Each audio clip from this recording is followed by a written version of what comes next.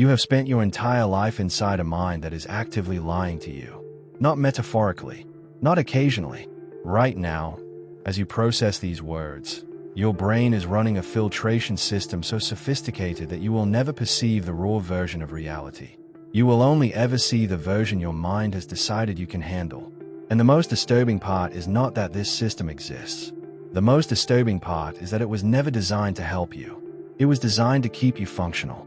And functional and aware are not the same thing. This is not self-help. This is not a pep talk about unlocking your potential.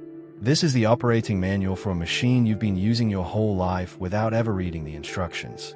And once you see how it actually works, you will understand why almost everything you believe about yourself is a negotiated fiction. Let's start with the first thing nobody tells you. Self-awareness is not a feature of the human brain. It is a side effect. The human neocortex, the part of your brain responsible for abstract thought, language, planning, did not evolve to help you understand yourself. It evolved to help you predict other people.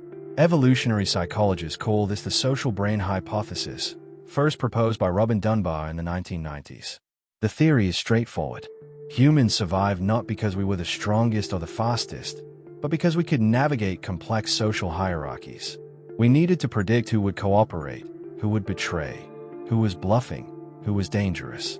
And to do that, our brains developed the ability to model other minds, to simulate what someone else might be thinking or feeling. This ability is called theory of mind, and it is the reason you exist as a conscious being. But here's the accident. In order to model other people's minds, your brain had to build a model of your own mind first.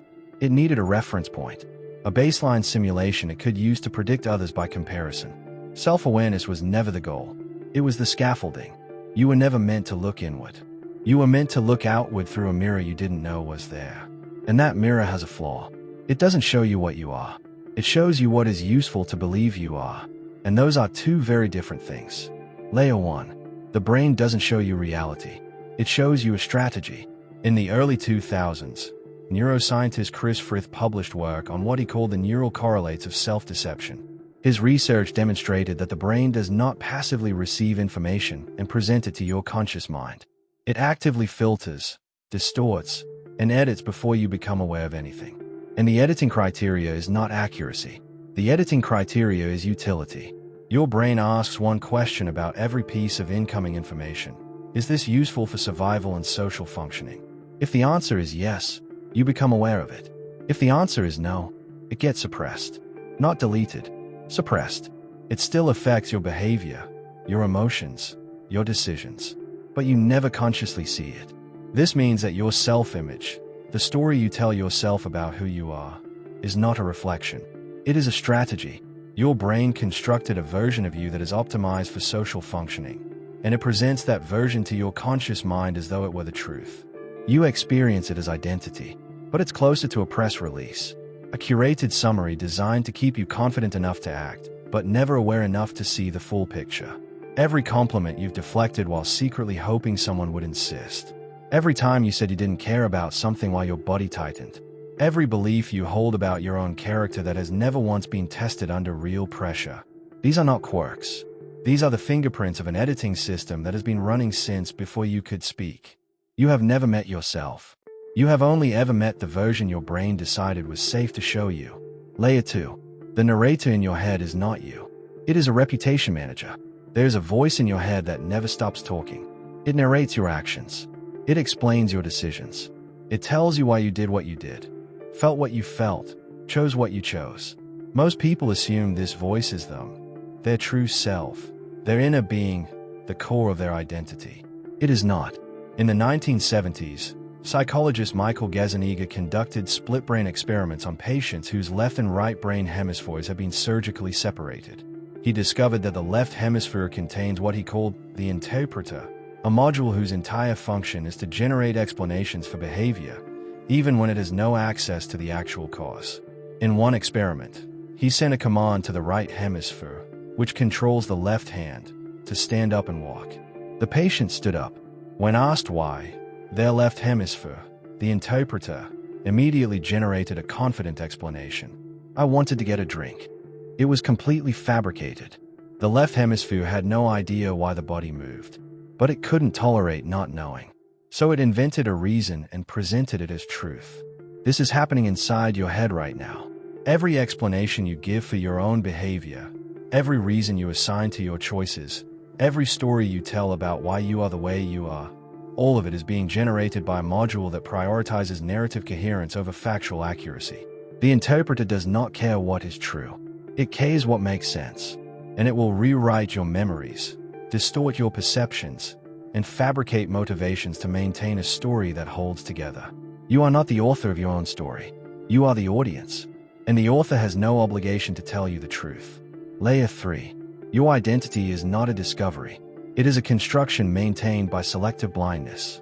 Most people believe that identity is something you uncover over time, that through experience and reflection, you gradually discover who you really are.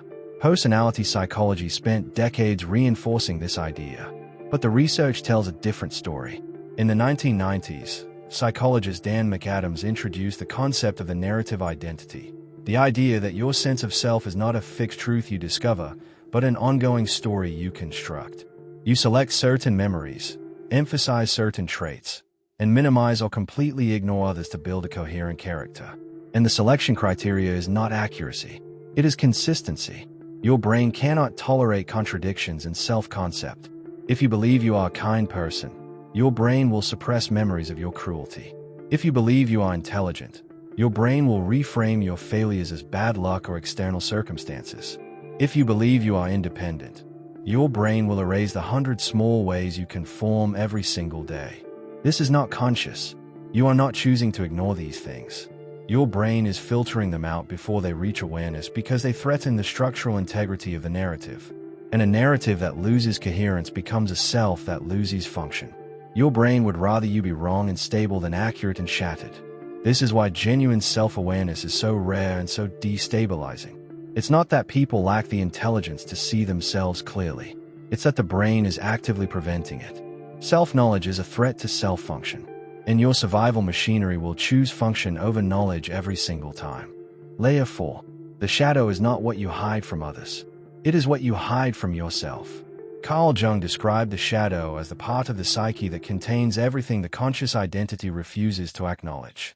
Not just dark impulses or shameful desires, though those are part of it.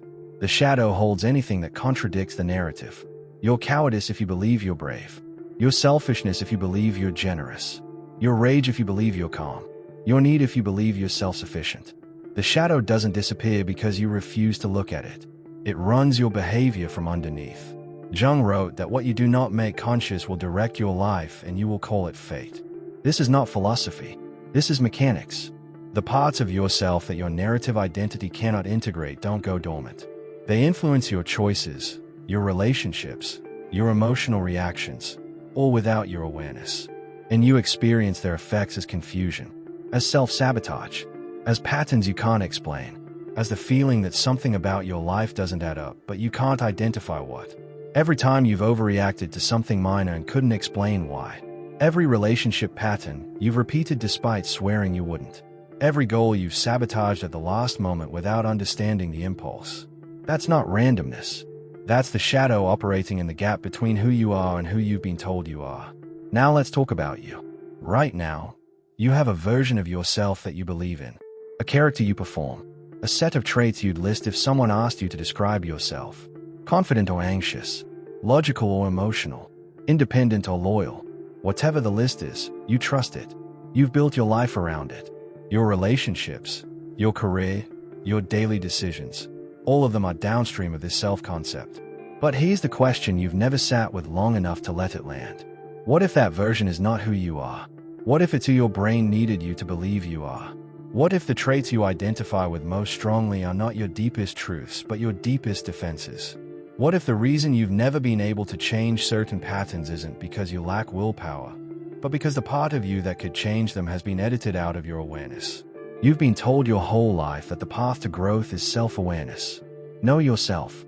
Understand your patterns. Reflect. Journal. Meditate. And none of it has worked. Not fully. Not in the way you were promised. And the reason is that every tool you've been given for self-discovery operates inside the system that is designed to prevent self-discovery. You're using the narrator to investigate the narrator. You're asking the editor to show you the deleted scenes. The machine doesn't break from the inside. It can't. That's the design.